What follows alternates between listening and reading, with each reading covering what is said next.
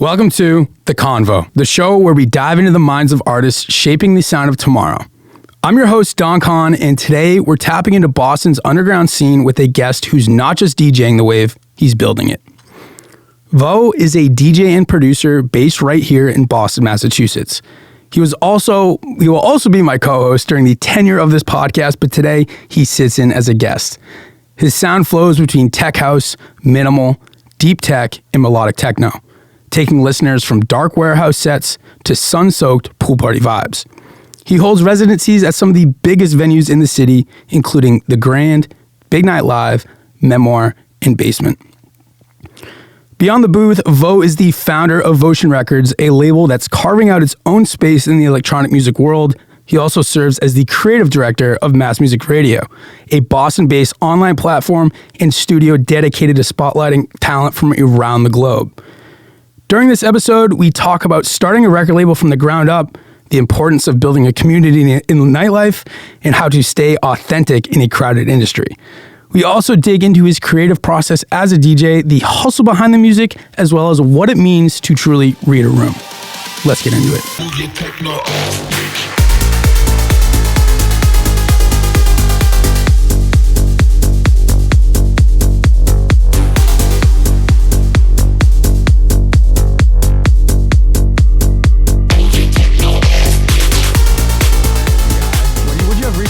Dude, Chris Lorenzo coming up, right?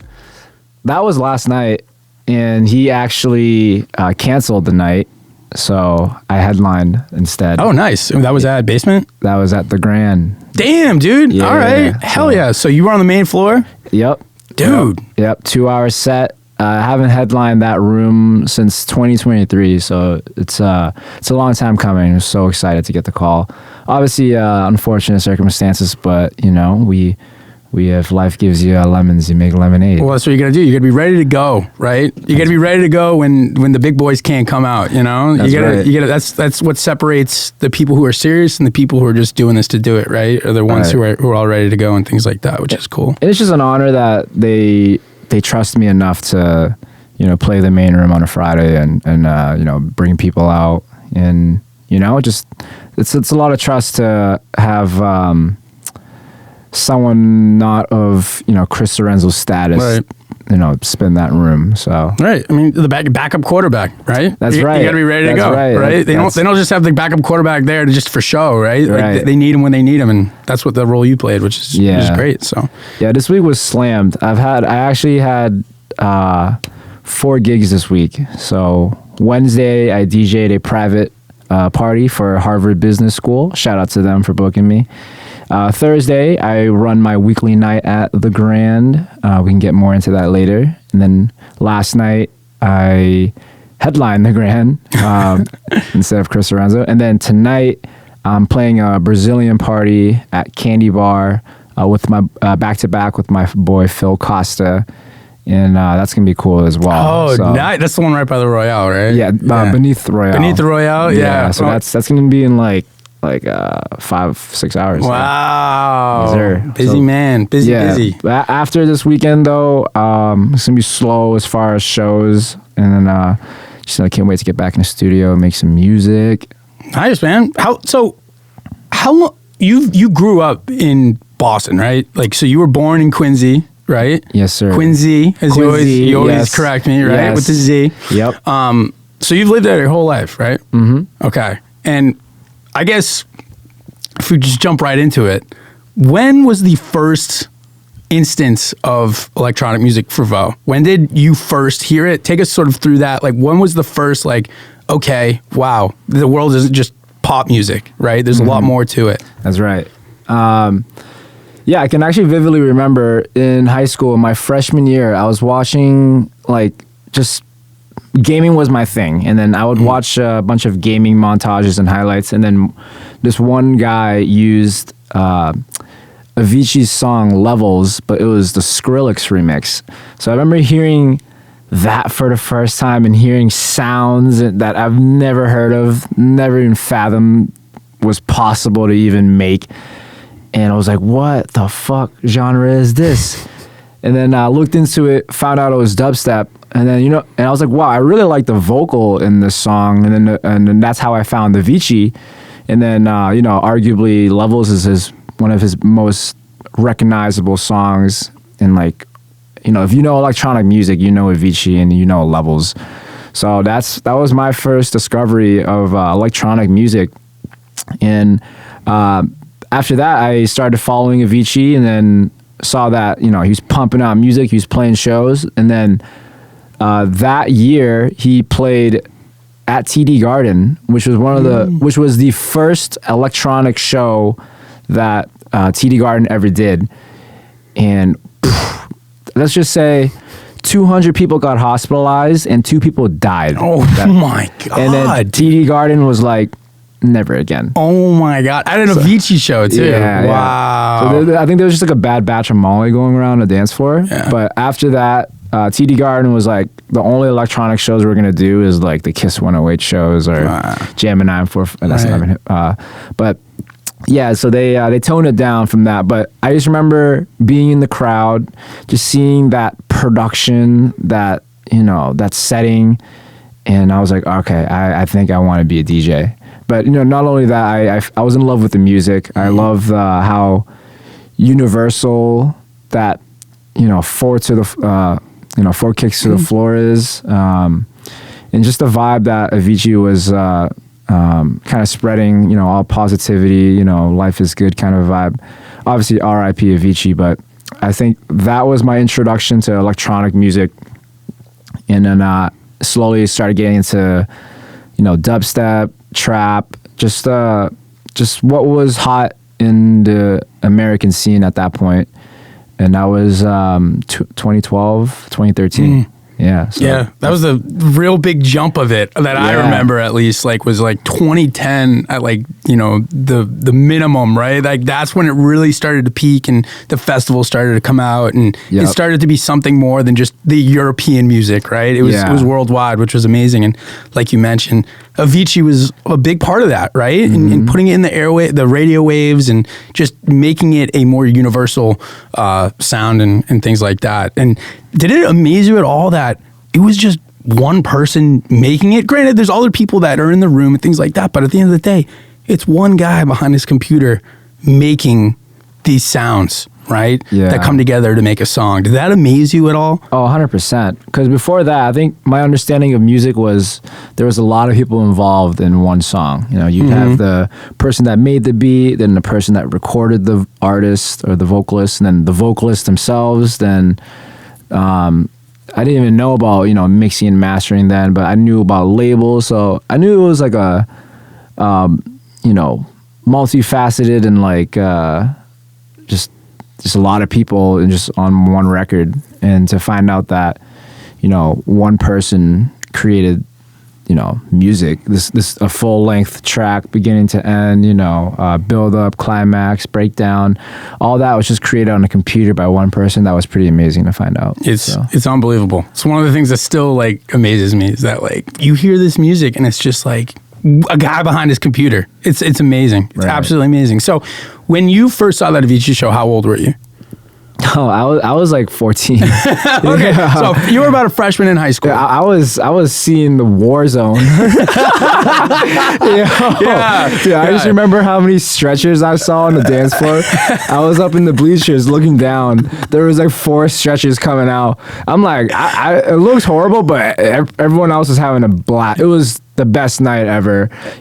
Granted, some people had some bad nights. Right. I just remember seeing how the mayhem, but just despite all the mayhem, everyone was just so happy to be there and just to vibe and dance. So yeah, it was crazy to witness that at 14. I didn't even know what the fuck. Oh, that was also my first concert. No ever. way. Oh, all right. That's a pretty cool first concert. Yeah. Wow. So you saw a lot. And you're like, yeah, damn, I want to be a part of this. Yeah. Oh man, that's so cool. Yeah. That's so cool. So you were like 14. Okay.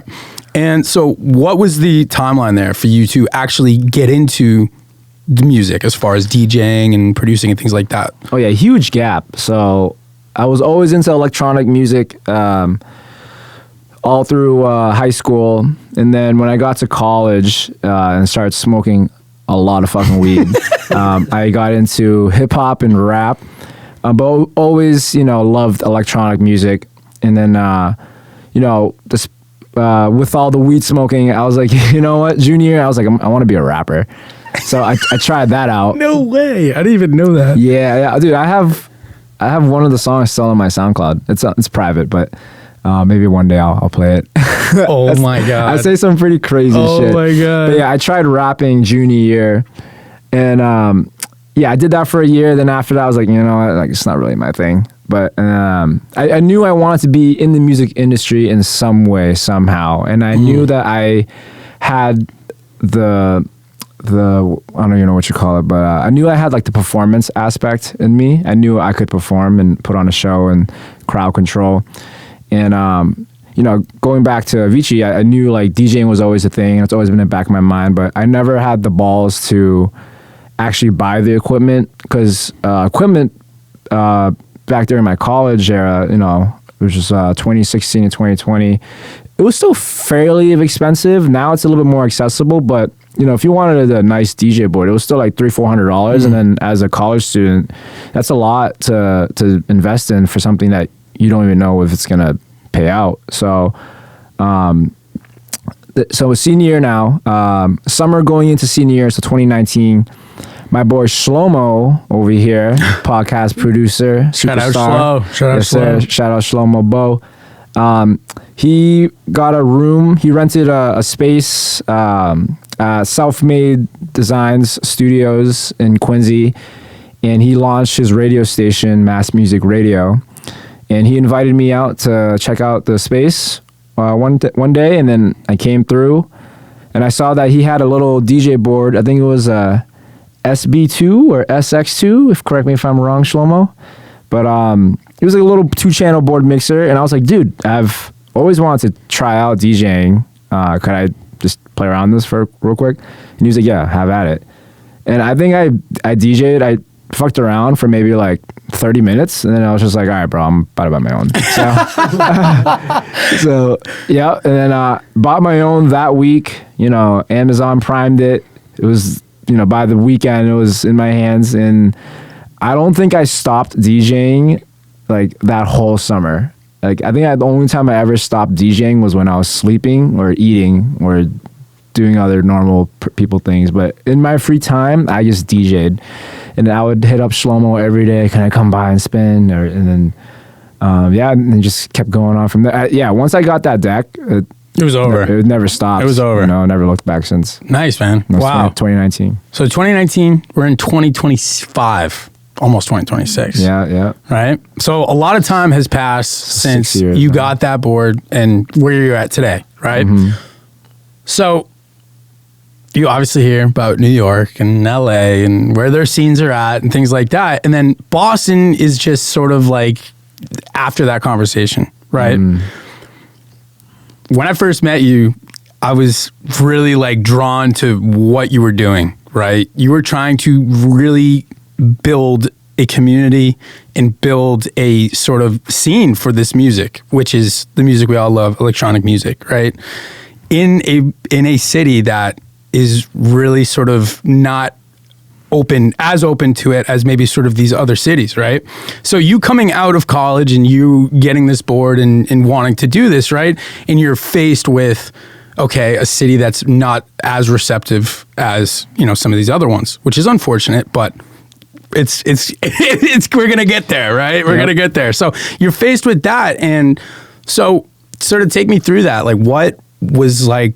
What was the Boston scene like? What was the Boston scene like when you got out of school? Yeah, so I turned 21 going into my senior year, and I went out maybe like 2 or 3 times that summer before I left for school, and at the time, the electronic music scene was very, just very like main stage festival style EDM, like, Tiesto, Rehab, Bassjackers, Martin Garrix, Afrojack, all the classic titans that are considered pretty much OG in today's age.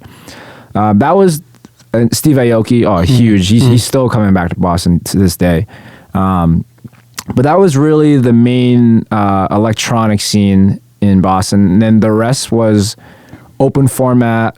If some of you guys won't know what open format means, all that means is all genres of music. Sometimes I can't assume that people know every terminology. So Boston's primarily a very open format city, very commercialized. DJs are playing the hit records that everyone knows. And just to get into Boston real quick, Boston is it's not a music city. It's centered around pharmaceuticals, medicine, finance. We have some of the best colleges. Best sports teams. Yeah. Exactly. Oh yeah, sports. Yeah. That's a huge. I'd say it's mainly a sports city, and the most of the scene of going out is sports bars, dive bars, speakeasies, just bars. And the clubs were still a very small thing. There was only like 5-6 clubs at the time. Now, like, we have over 15, like close to 20. It's crazy. Wow. But on a classic night out, if you were from Boston, was you went out, primarily on Fridays and Saturdays, and you went to a bar where you were singing your heart out and you were just drinking with your friends, and that was that. They didn't really have a scene that was centered around people coming out just for the music, people coming out just to dance. And I think, today it's a lot different, but back then was very hard. And if you were a DJ, there was basically no local house DJs then, back in 2019 when I first got into the scene. Everyone was open format. And if you loved house, you spun that on your own. You didn't do that live because you only got booked live for open format gigs for these bars. And rule number one for a DJ is you got to play the room, and the only rooms that existed in Boston were open format rooms.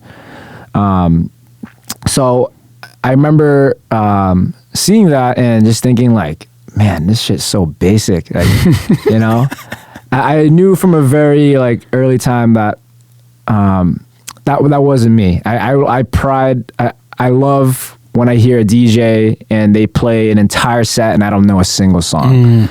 I love when DJs take risks and they try to put the people onto new music that they didn't think they would like, and it was just hard to be, a house or techno DJ then. So I played the game. I refined my open format skills. I used to scratch, play hip hop, play trap, play sing along stuff, which is crazy to think now. If you know me today, that's very far removed from what I do now. But that's how I got into the game. I was and college helped me out too. And I DJ'd up at school. Very, very basic music scene in UMass Amherst then. Just playing the pop sing-alongs, refined my skills in the fraternities and the bars up there. And then when I finally came to Boston, used that to my advantage to get bookings at venues.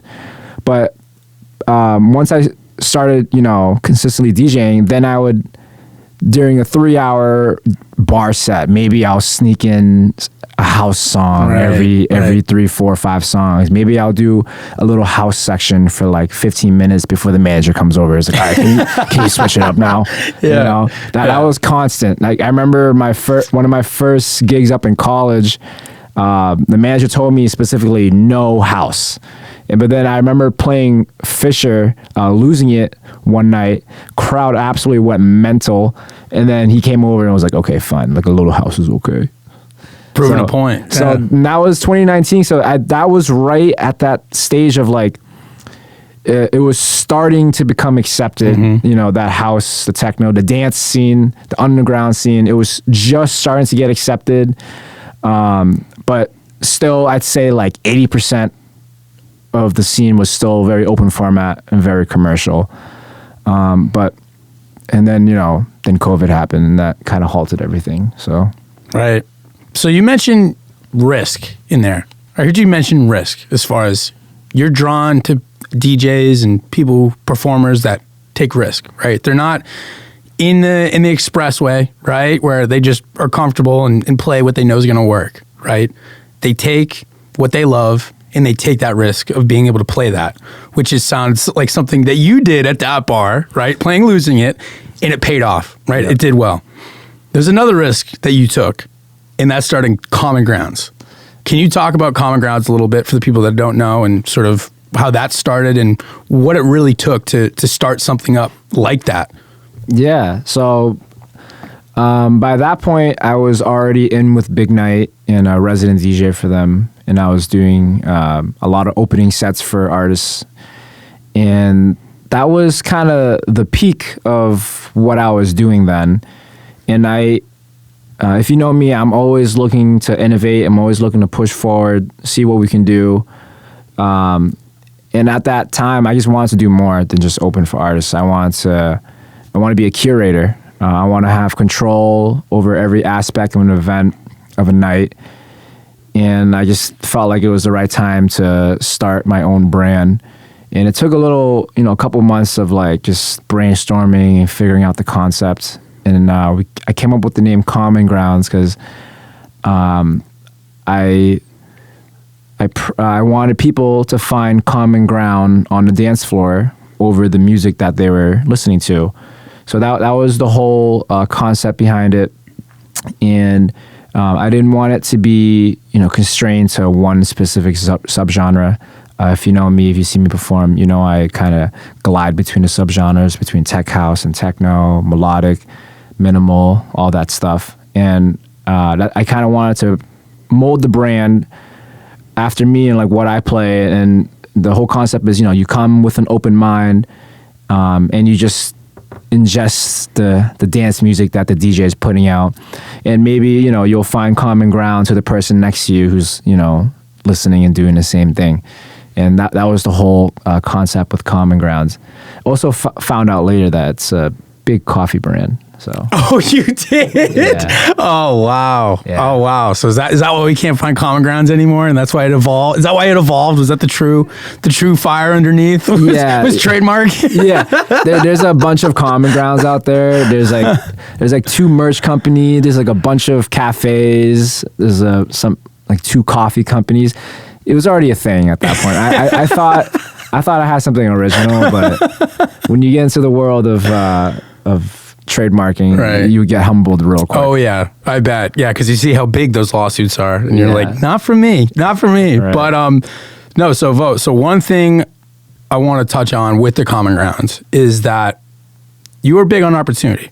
You gave a lot of opportunity to kids who had the same drive and passion as you. As far as like, you were like, I love Boston. I love being here. I love this type of music. But there's nowhere for me to play. There's nowhere for me to play. As you mentioned, right? All these bars and all these clubs are looking for DJs that are willing to play top 40, willing to just play crowd pleasers, basically. Mm-hmm. You created a platform where you were able to give opportunity not only to yourself, but to kids like myself, right? That had the same, as I just mentioned, same love and passion as you did for doing what you loved.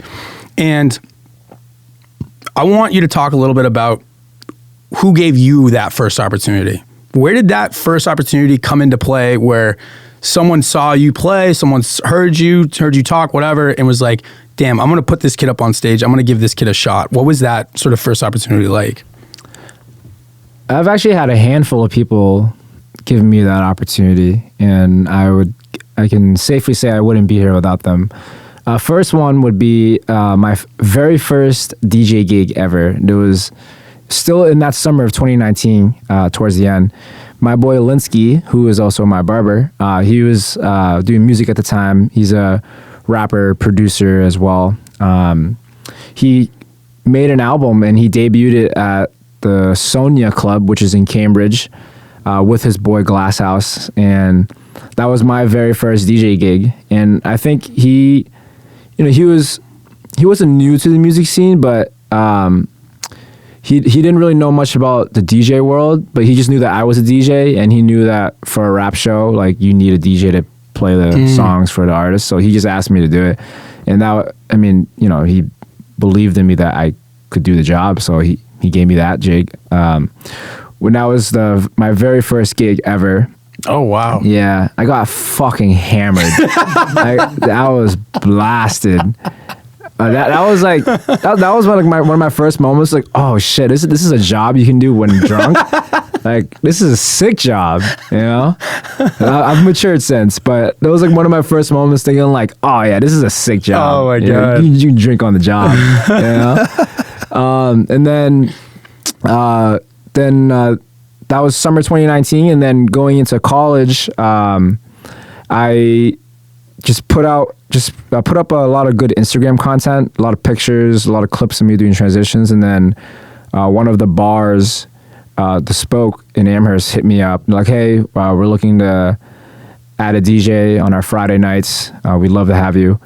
And you know, I think their standards of DJing was very low, because they just asked me, like, they didn't even know how I played. They just saw like just whatever I posted on Instagram, saw that I also went to UMass. They're like, yo, fuck it. Like, I mean, shout out to them though. You know, it's still, they still had to like somewhat trust you to give you a weekly residency. Right.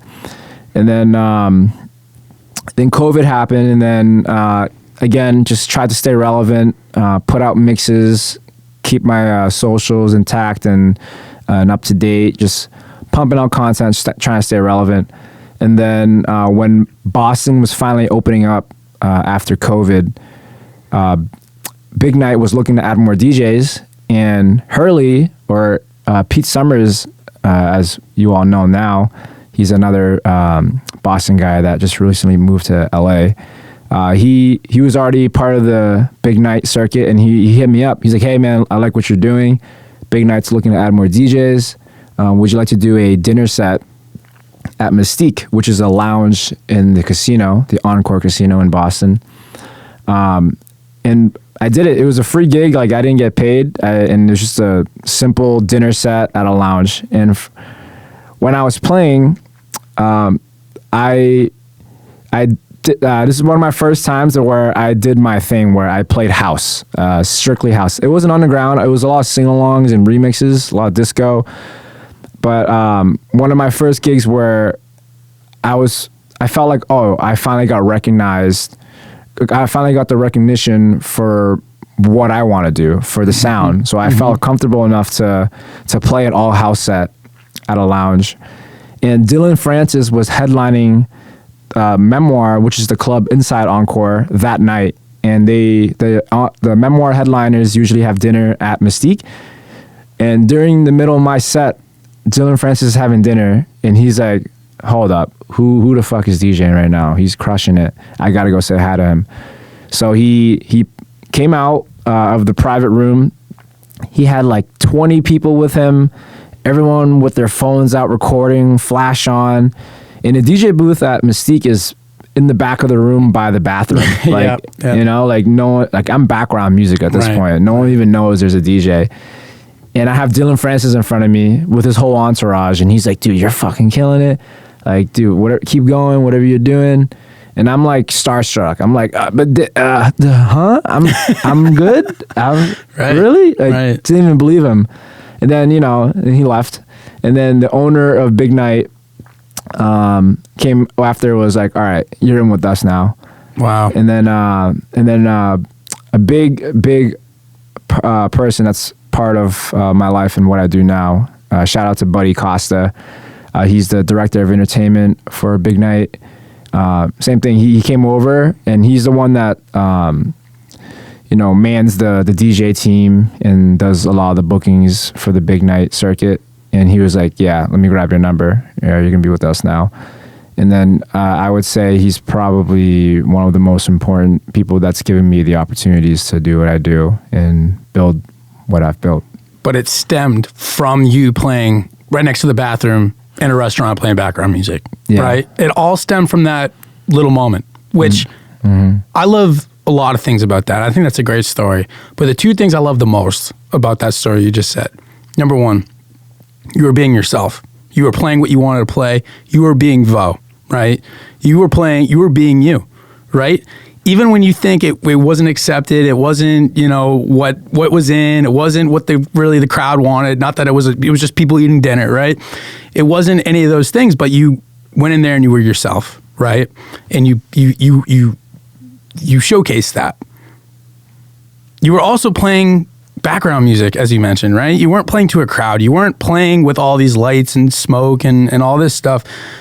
But still, you were able to catch the attention of someone who's very credited and, accomplished in the industry, being Dylan Francis, right? Mm-hmm. It shows you that, number one, always be yourself, no matter what the situation is, because you could have very easily took the easy way out. You could have very easily just played, top 40, whatever, and that would have been like whatever to him. And that's what I'm saying is Dylan Francis would have probably looked the other way and just go, oh yeah, he's just like every other DJ, right? Yeah. But then the other thing too is that I think this is a really good lesson for a lot of people, listening, and especially new DJs and things like that. And I'm sure you've had gigs where, the turnout hasn't been great. I've definitely had gigs where the turnout hasn't been great, right? But that is no excuse to not perform at your best, right? And pretend like that room is filled with hundreds of people, the most important people, right? Because if you had played any differently, right, other than the best you could, you never know. Dylan could have just walked in and out of that room, right? So it's a good lesson of just taking every opportunity, no matter how big or small, in doing your best all the time. All the time, no matter if it's a college party, bar mitzvah, wedding, prom, whatever it might be. You do not know who's in that room. You don't know whose daughter, son, cousin, nephew is in that room, right? And who they're connected to. So I love that story, Jackson. I thank you for sharing that. And it's amazing that moment has sort of laid the way for you to meet these great people, including Buddy, and given you this great platform to be able to really develop Votion and develop yourself, right? And so Votion Records, I want to get into that because that's something. What has it been a year? Has it been not yet? We're almost a year. March will be a year. Okay, March will be a year. So this is something that the Common Grounds. So what we talked about earlier with the Common Grounds, turned into Votion Records, right? Yeah. And I guess talk about wanting to start a record label and start this sort of community, or not, I guess start it because you already had it, but expand upon it and add all these different avenues and sign music and things like that, throw on events. Yeah. I guess talk about how that flip sort of changed from Common Grounds to Votion Records and where it is now. Yeah, so I had a handful of had a handful of events under my belt at that point. I've done like 5 or 6 events, and then at that point I kind of cut the hang of it, and I understood the motion and what it took behind to throw an event. But that's when I also found out that there was so many other Common Grounds out there. So I knew if I wanted to take this a step further, if I want to scale up, one, I'm gonna have to change the name, and that was the beginning of when I knew that I needed to change something up. And then I realized, like, okay, if I'm gonna change the name, this is a perfect rebranding opportunity. I've always wanted to start my own record label, and at the time I didn't even know really what a record label was. I knew that they signed artists and that they released music, and I thought that was it. And I didn't know all the other things that they do now, especially today's age. A record label really doesn't just release music. They develop artists, they create a brand, they create a vibe and aesthetic, and they also host their own shows. So and most importantly, they have a sound. Like they have an umbrella of a style or a sound where it's very uniform across all their artists and all their releases. And it came down to like a curation, and that's what I wanted to get into. And I knew with Common Grounds that was strictly just known for parties, and like I said, there was already so many other Common Grounds, so I knew something had to change. And then that time between 20 2024 from November to January was the whole time I was brainstorming new names. And I'm not even gonna lie, shout out to Marvin from Club Indigo, one of my guys. He came up with the name Votion, and I knew when I heard it. I'm like, all right, that's the one. I remember that name storming phase. all the things Votion Records could have been. We were very lucky it landed on Votion Records, because it could have been a lot of worse things. Yes, there. Yeah, if you're a friend of mine, you knew I was bouncing ideas off people, and I had some crazy names. Oh yeah. Yeah. But so glad that we landed on Votion. Yeah. So the name means something, right? It's not just a name just to include, your name. It's not the name. The name took like 2 months to think of. Yeah, it took a while, but it has meaning behind it. And explain that meaning a little bit. So Votion, there's I think what I intended it to be was when you devote your time and energy into something, that's when you'll see motion in it. So it goes back to the saying, if there's a will, there's a way. If you make time for it, if you devote your time and energy to it, you will see progress. So we played on those two words, devotion and motion, and we landed on Votion. And it just works out perfectly too, because obviously my artist name is VO. So exactly. But it's still like a good abstract name enough where it's not so obvious that it's named after me. Obviously, if you know me, you know. But my goal was like, if a random bystander came upon Votion, they wouldn't know right away that that's named after someone. It's a very abstract name. Yeah. And then it's a play on those two words. Yeah, no, I love it. And it took a little while, but I think, it really establishes exactly what you just said. All good things take time. Exactly, right? And so, devotion, right? That's a big word, obviously a lot of meaning with the record label and the name and sort of the vibe of Votion Records, right? Everyone you bring on, everyone within the label, in the community, they love this stuff. They're not there for a paycheck. They're not there to check a box. They're there willingly because they want to be there, right? Mm-hmm. They love what they do. And going back to opportunity, you give a lot of opportunity to, as I mentioned, kids who love this and want to take this a step further than just playing in a bar and just doing it for girls, right? Although some of us still do it for girls. Talking about artists and the people that you sign, right, and the people that you bring on, and you've been signing a lot of music. How many signings are you at right now? 11 tracks now. Nice. Yeah. Nice. And then I think it's like 7 artists. Yeah. So including yourself. Yes. Yeah. So as these demos continue to roll in, as more producers and DJs start spreading out of Boston, what does VO look for in an artist to get signed to Votion Records? As far as a personality, someone beyond the music, right? What do you look for within that person in order to sign them? I think the main thing is work ethic. I think I see a lot of people, I wouldn't say it's just a Boston scene, it's probably everywhere, but I see a lot of people in our scene where they don't really do anything. They just kind of wait around for opportunities to come to them. They wait around for people to be given gigs. They wait around to be to ask to do something. And I keep an eye out for people that just do things because they create opportunities for themselves. So it just reminds me of me because during COVID, or even before I started DJing everywhere in Boston, I would put up a camera in my bedroom and record a set, and then put that on Instagram, YouTube, and I do that. I did a lot of that, actually. I drive out to the beach, brought out cameras, hired friends to record a DJ set. I was just going out and just creating opportunities for myself, even when I was giving nothing. And that's what I look for when I see a DJ that's just continuously creating content, posting mixes, making music, even if they're not getting booked to play in the big clubs. If I see that you're just gonna do it no matter what. Like no one's stopping you. Like that's what makes me attracted to you. And then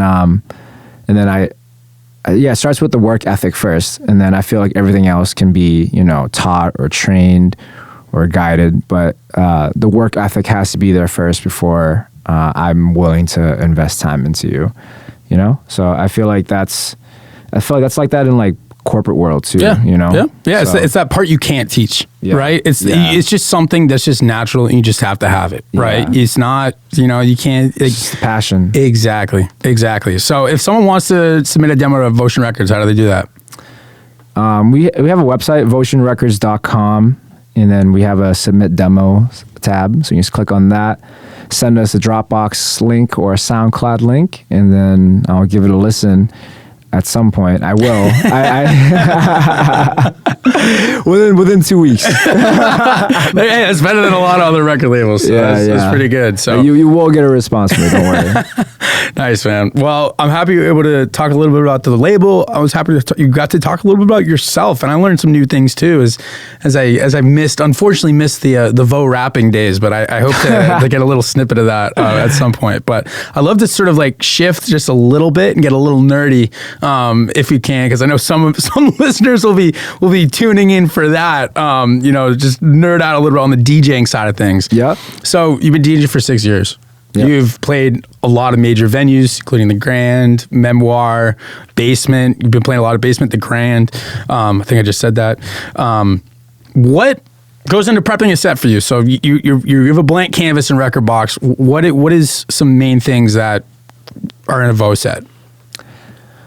When I was in my open format days, I would organize my record box to my playlist to energy levels. So it'd be like I would have a playlist called Warm Up, then Heating Up, then Peak Time, and then like Feel Good Vibes, End of the Night Vibes. And then, it just keeps it easy for me where I can just go, it's depending on what time of the night it is, or maybe I'm in the peak time and I want to bring the energy down a little. I'll go from peak time to heating up, or maybe even go into warm up. But basically just the energy level of what you're trying to have the dance floor be. That's how I would organize my playlists and my record box then. But I don't do much of that anymore. Now, especially the last 2 years, I prep each set.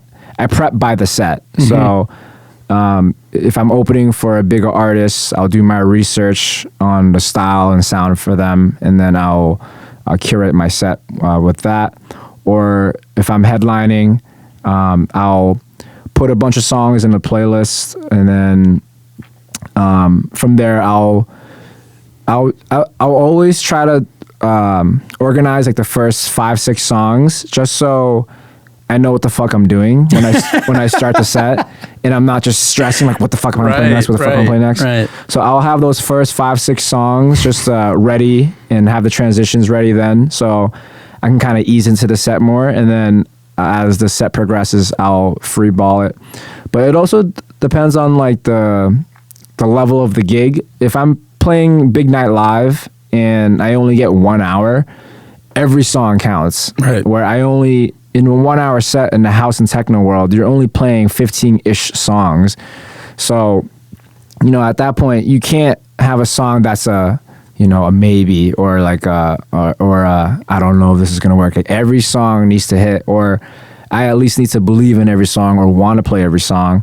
So if the shorter the set and the bigger the stage, I'll actually prepare the entire set, song by song, transition by transition, just so I make sure everything is flawless. But if I'm doing an opening set and it's an extended set, 3 hours, right? I can't plan song by song for 3 hours. That's too much, and it's not efficient of my time. So I'll do the same thing. I'll spread it out by the energy levels. So I'll have like first hour, then like heating up, then peak time. Then I always remember to try to bring the energy level back down before the headliner. But yeah, long answer. But today I do it by the set. Back then I would do it by the energy level. But I still, depending on the set, I'll I'll curate by energy level. It's really set by set now. And I'm sure it'll change again. Yeah. I'm sure it just will keep developing with the more experience and more gigs you keep getting. I'm sure that will change again. And the wonderful thing about the industry we're in is, or not a wonderful thing, it's a blessing and a curse, but there's no really blueprint. There's no like how-to book. There's no, you need to do it this way. That's not black and white like that. It's a lot of the way you develop your skills within any creative really is by going out and doing it, an experience, right? And just to your point of how you've developed over time, right? That wasn't you just going, oh yeah, I'm just going to try this now. It's like, no, you found what worked. You found what worked, and you know you've developed that and changed it. And it's, like I said, I'm sure it's going to change again. One thing that whenever a new DJ talks to me, they ask for advice, whatever it might be. My biggest thing, even before the music, is reading a crowd, because, and I'm sure you can agree, that's one of the most important things as a performer, as a DJ. What, I guess, would be the advice you would give to a newer DJ about reading a crowd?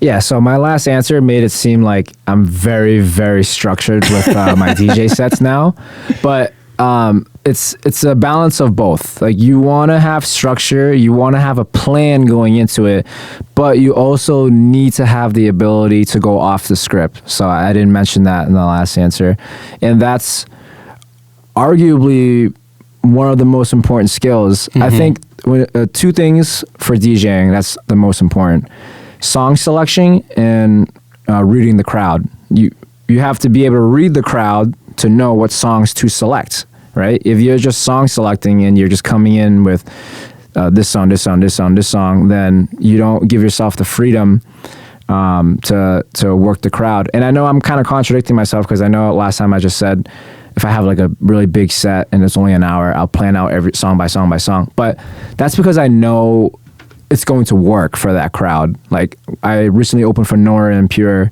She's, melodic, organic house, deep house. So obviously, if my tracks are all of that, I know it's going to work. So I knew that I didn't really have to go off script. But that's also because I knew when I got that gig, I knew what the room was going to consist of. I knew the vibes that the people were looking for.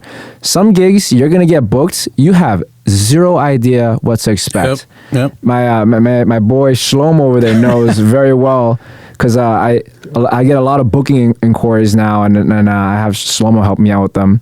First thing is like, what the fuck is the gig? What kind of music are they expecting? Like, do they expect a lounge vibe? Are they expecting bangers? Are they expecting club? Where is it? Is it in a coffee shop or is it in a fucking warehouse? Right. You got to be able to read the room.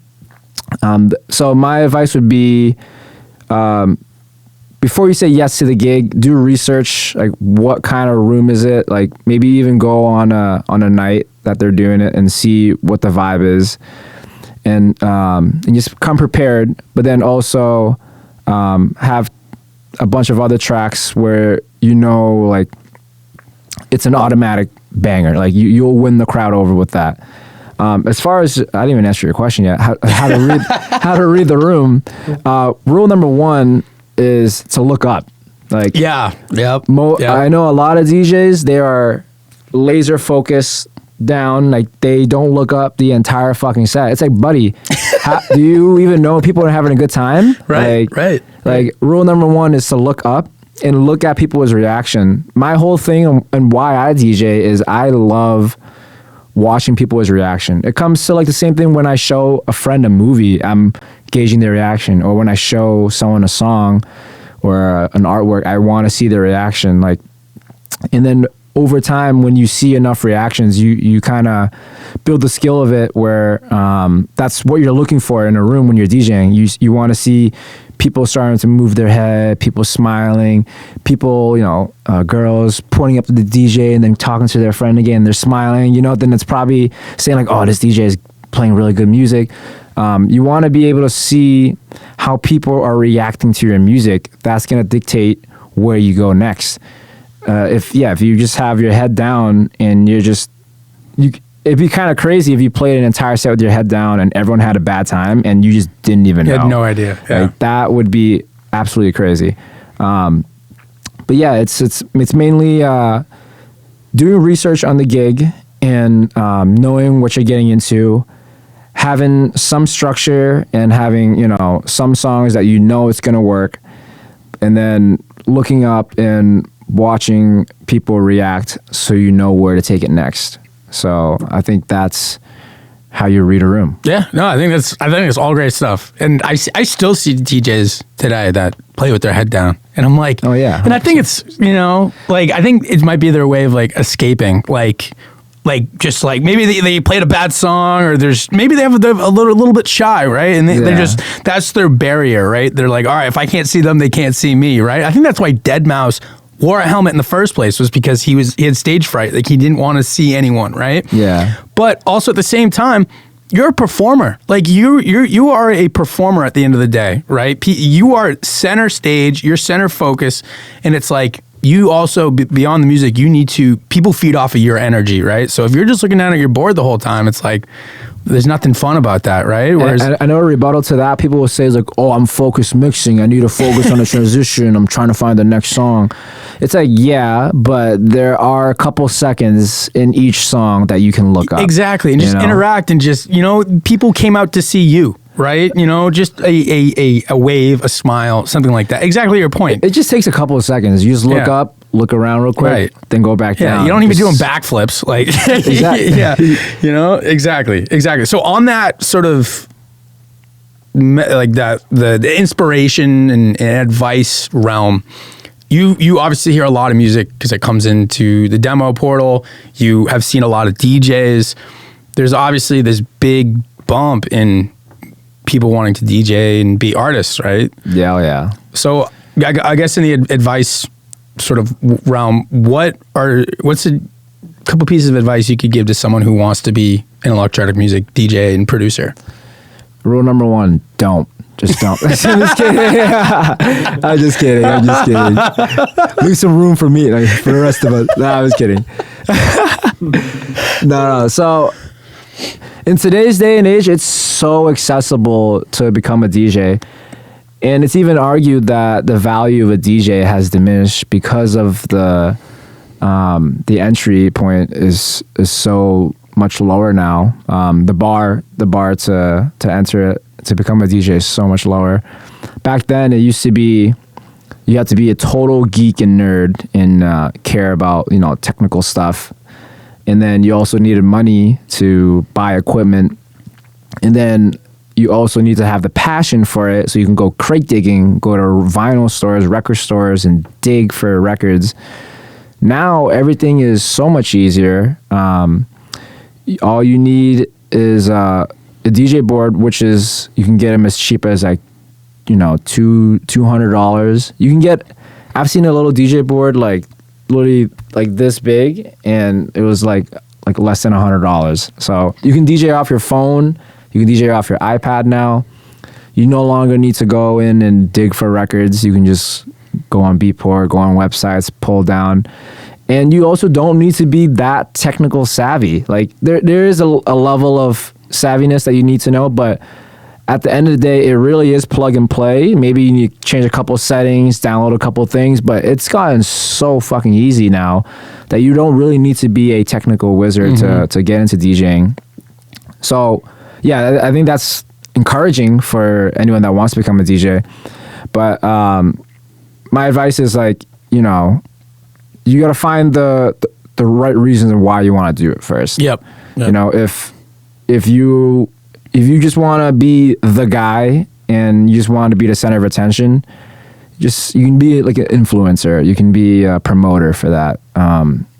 But if you actually care about curating the room and putting people onto music and basically making people feel special and that they're having a good time, if that's your passion, then yeah, DJing's for you. And it can start off with if just going on YouTube. I think YouTube University is one of the best things that's ever happened to mankind in the 21st century. You can pretty much learn any skill set you want including DJing on YouTube. And that's kind of how I started. I shout out to Crossfader. It's a big YouTube channel. Oh, yeah. They have a bunch of mixes where they have the camera above the DJ looking down at the decks. And you can see exactly what they're doing. And then they'll even have text bubbles where it will say what they're doing. And you just watch enough of that and then apply it on a real board, and you're a DJ. And then also branding is important these days. With social media. Oh, yeah. Yeah, you can't just be a DJ anymore. And if that's all you want and just a DJ at home behind closed doors, totally fine. But if you want to DJ in front of a crowd and get booked, these days you need a brand, you need a following. The main thing to get booked these days is a following. If you're able to bring 100, 200 people into a room anywhere you go, I can 99% guarantee you that these clubs will book you, because at the end of the day, they're a business. They want people in their rooms spending money on alcohol, buying tickets, buying tables. So if you can do that, you can get booked. But to make it sustainable, where you have people repeatedly coming back for you, that's where the music and the passion comes into play. Because if you're just if you just get 100 people in the room just for one night and that's it, then you're a one hit wonder. But if you want to do this for a long time, then you need to make it sustainable. You need to make it marketable, and that comes down to your branding, your style of music, your taste, and your passion. Because you're gonna deal with a lot of bullshit in this scene. A lot of bullshit. Right. People are going to try to take advantage of you, walk all over you. They're going to, everyone has a personal agenda. And once they're done using you, they'll fucking kick you to the curb. Yep. And the only way to deal with that is to love it enough where you will put up with the bullshit.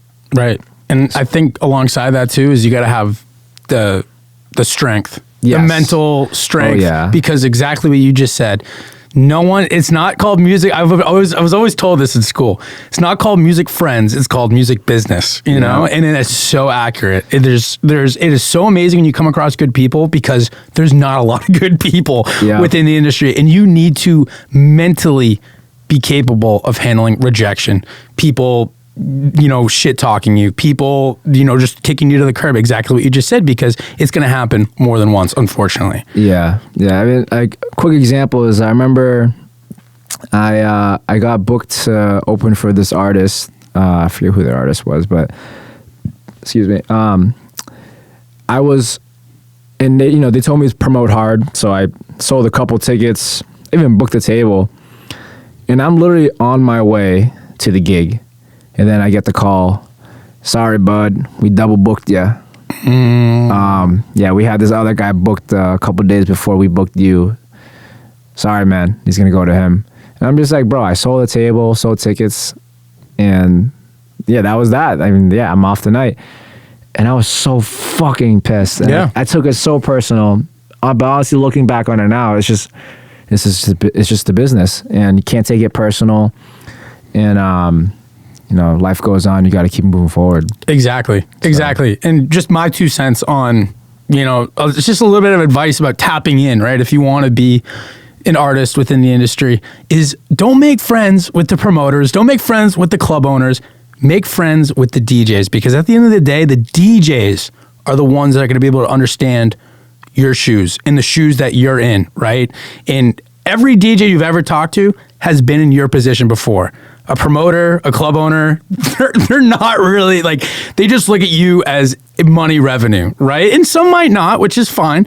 But a lot of the times the DJs will be able to relate to you the most, and they'll be able to guide you the most in helping you get your start, helping you sort of... Oh, you're saying as a newer DJ? As a newer DJ, yeah, exactly. But also befriend the security so they can let you in. Yeah. Oh, yeah.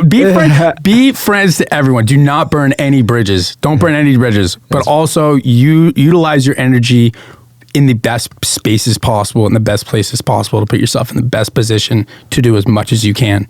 Do you have any stories of whenever you got shafted for a gig? Dude, I got double booked. I got flown out to Puerto Vallarta, Mexico. And you got flown out? Yeah, bro. Booked? So spring break. Oh, shit. And this was a couple years ago, actually. So I was supposed to open. So I had a night gig. I opened for Noizu at a club in Puerto Vallarta. And then before that, they were going to have me do a poolside set at, the hotel pool for, it was, like I said, it was spring break. I show up to the hotel pool. All my fraternity brothers are there. Everyone's pumped. There's a guy playing. I'm like, bro, what? What the fuck? What? So I go up with my limited Spanish too, because I took French in high school like an idiot. DJ spoke straight Spanish? Oh, dude. Well, no, it was the guy who, it was actually like another college kid who was DJing. And I'm like, I go up to him like, dude, like, hey, am I at the right place? And he goes, what? and I try to do over Google Translate. I'm like, hey, like I'm supposed to be playing right now. And then the woman from the spring break travel company came over and was like, oh my God, I double booked you. I'm so sorry. Like that's, I'm like, that sucks. Like, thank God I have Noizu later, and I got that, and that was no problem, and that was phenomenal. But it's like I had promoted, I had built up, I'd been promoting for weeks that I was doing this pool party, and just to show up and them go, oh yeah, no, we had someone else. Sorry. So yeah, go back. Either enjoy it or go back to your hotel room. So no, it happens all the time, and it's going to continue to happen too. It's never going to stop. So it's like, okay, that's behind you, and now you learn from it. I think that's the other thing too, is you learn from it too. You gotta take something away from it, and then it builds you, makes you stronger. And it's just like, okay, if this happens again, I know it's not the end of the world, right? There's so many more opportunities that are gonna come my way. I just gotta keep doing what I'm doing. I can't take a step back because of it, right? Yeah. So no, it's gonna continue to happen. For all the people listening, it's gonna happen. It's gonna happen. I also wanted to say is, so the DJs, it's interesting. They either are the center of attention or they are overlooked. Yep. There's no in between in that spectrum. So it's either you're a big time fucking DJ that they're paying $20,000, $40,000, even $150,000 for some of these guys, where the whole night is centered around them, and obviously they're gonna cater to them. Miss Sir, you got your green room, is that okay? You got your food, everything's good. Right. It's either that or you're the DJ, the local DJ, where the promoters will forget to pay you, the managers forget to check up on you the whole night. The DJ booth is crowded, and drunk people are bothering you, and there's no security anywhere. Like, you are going to be dealing, for the most part, for you newer guys, that's how it's going to be. You're going to start off DJing, the manager's going to forget about you, the bottle girls will forget about you, everyone will forget about you, but you are literally the life of the party. Without you, the whole night stops. Yep. And it's just understanding that, like, it's not personal, right? Like, everyone's got their other priorities, and at the end of the day, a lot of people just think like, oh, he's just a guy that plays music, right? And like, he's simple, he's easy, he has such a fun job, easy job, he doesn't need to be catered and pampered, right? But you might yourself believe that, like, yes, like I deserve more respect, I should get more recognition, they should be, like, caring about me more. But in the beginning of your career, that's not going to be the case at all. And just remember, like, if you love it, like, you will make it through. And if you don't fucking love it, you're going to look at that shit and be like, fuck this, like, what kind of job is this? Like, if you don't love it, you're gonna fucking absolutely hate that part.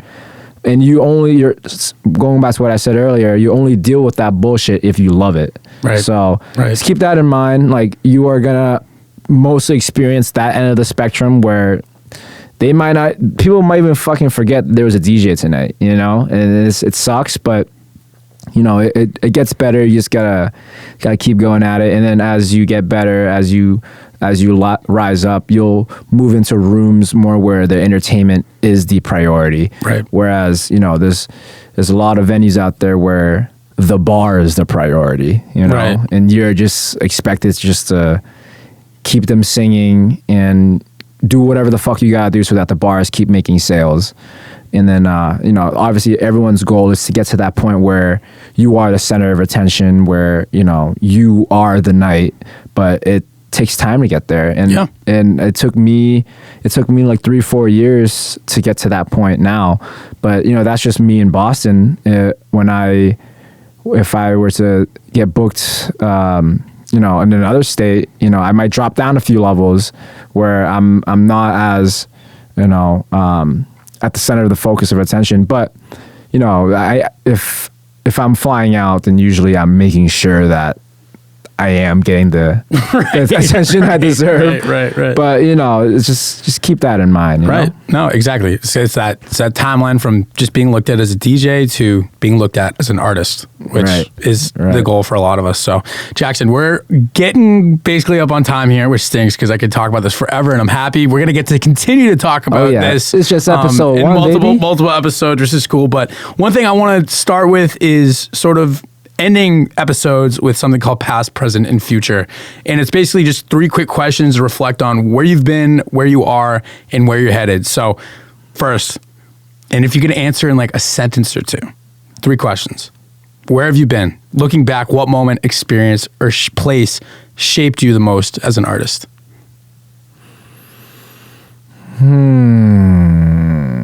Okay. So like most impactful moment in the past that shaped me to who I am today. It doesn't have to be music related. Damn, that's a loaded fucking question. So for every guest we have now, I'll send these ahead of time. Holy shit.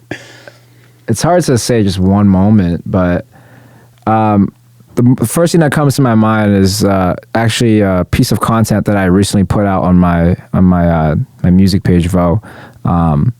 When I opened for Nora and Pure the very first time 4 years ago at the Grand, I was still open format, but they just started throwing me bones to open up for big artists, and then they threw me the Nora and Pure bone, and then I did not do any research on who she was, had no idea her vibe, her style. And at that time, I loved playing bass house. So was not the vibe. So I played fucking hard tech house, hard bass house, 128 BPM. Yeah. Nope. I played a song where when it dropped, the crowd loved it. They made noise. They cheered. And then 5 seconds after that, management comes and kicks me off the decks. Yeah. I was so confused. Like, my confidence was crushed. I'm like, what? In what world do you make the crowd cheer and then get kicked off the decks? What the fuck happened? Yeah. And then that's when I remembered, that's when I finally realized, like, oh, okay, there's more to this than just showing up and playing. Yep. Like, you gotta, first of all, it's not my night. It's Nora and Pierre's night. Second, like, you need to conform to her style. And third, you need to set her up for success. You're the warm-up DJ. You're warming up the room for her. I didn't realize that. And I remember getting bitched at by management, and I will remember that forever to this day. So now when I open for an artist, I always do my research. I always, be a proper opener and not just fucking play what I want to play, because that's not what it's about. You're given a role. You gotta do your job. I was not doing my job then, and that so that's music related, and that's shaped me heavily on who I am today, and like and how I approach my DJ sets, and if I'm opening for an artist. Where are you now? What's driving you creatively and personally at this moment in your journey? What's motivating me now is the label, how I'm building a sound and an aesthetic for the brand and for the label, and just the excitement of scaling up as I take on more projects and then do more things. I'm starting to have more people work with me, and it's really cool to build a business from the ground up, and I'm just still learning to this day, but I don't even know what my motivation was. I just love this shit so much. I just wake up and just do it. Yeah. I think the main thing is being able to curate a vibe, like curate an aesthetic. Being able to be in control of the graphics, the cover art, the music, the sound, the events. I really want to grow the label as big as, Circle Loco, Time Warp, Insomniac, and just put on awesome experiences for people that they will remember forever, but also helping artists develop and being a part of our journey, and just finding more people that have the same common goal as me. That's what motivates me. Where are you going? What's the dream or vision that's pulling you forward right now? One of my top goals, my top personal goals, is I want to tour the world and just DJ in the most fascinating, jaw-dropping places, and to make people dance, and of all walks of life, color, race, region, and just see the world. That's like my personal goal. I really want to tour and just DJ for people and make people smile and dance. But along the way of doing that, I've found some more business goals of developing the brand of Votion, wanting to establish something that will stand on its own without me being the face of it. But the main thing is just being able to see people's reaction and seeing them smile. That's what motivates me, and then that's what's driving me on all my decision making going forward, is how are people going to perceive it and how are people going to remember it. That's what's driving me in the future right now. Nice, man. Well, Jackson, this has been a pleasure. I thank you for taking the time out of your busy schedule. You just did a name reveal. Oh, shit. All right, we'll do that again. Hold on. No, it's all right. It's all right. We'll cut it. It's all right. It's all right. You can't call me Jackson if you don't know me, though. Call me VO, motherfuckers. We'll start it over. No, it's fine. No, keeping this shit raw, bro. We're keeping this shit raw as fuck. All right, Jackson. Well, all right, no, don't call me that anymore. Once is enough. We can bleep it out. No. Thanks for taking time, man. Appreciate it. I'm looking forward to keep doing this, and I hope people walk away from this inspired. I hope they got something from it, and I hope they get to come see you play soon. When's the next show? Tonight, yeah. Tonight, when this comes out. It's still in the works, but maybe New Year's Eve out in Western Mass. Some organizations hitting me up. We're trying to figure that out, and then probably one event in January, and then maybe for the 1 year anniversary of Votion, I'll do something in March. But really quick before we go, I have something for you, bro. For me? Yeah. Oh, hell yeah, dude. So yo! This is a exclusive Votion Records shirt. I only made 25, but hell yeah! You said you're a size large. Yes, right? sir. This is number 21 out of 25. Hopefully it stays like that. Show the camera really quick. See that? Yeah, little buddy. Double back design. Dude, slick. Even got custom Votion Records tag. I only got about 20 more of these to sell. So hit me up. Oh, you're the man. Thanks, Bo. Appreciate you, bro. I'm shamelessly plugging more stuff. We got a Votion Records hoodie right here. Again, only 25 made. I screen printed these myself. That's why it's all fucked up. That's why it's good though. Everyone is unique. You get a little bit of fading. It has this sort of aesthetic, a little bit of paint marks, but we also got a cool back design. Oh yeah, let's see it. Bang. Oh hell yeah. Yeah. It's like a galaxy. Yeah, it's a nebula. Ooh. To be exact. Yeah, I don't know science. But yeah, man, I appreciate you guys tuning in to the very first edition of the KonVO. Yes, sir. And I think next episode I want to take a deeper dive on Don Con's life and story, and eventually we'll get some guests in. Yeah, man, looking forward to it. But our first couple episodes probably just be us two. So yeah. All right. Until next time. Peace, everyone. Peace.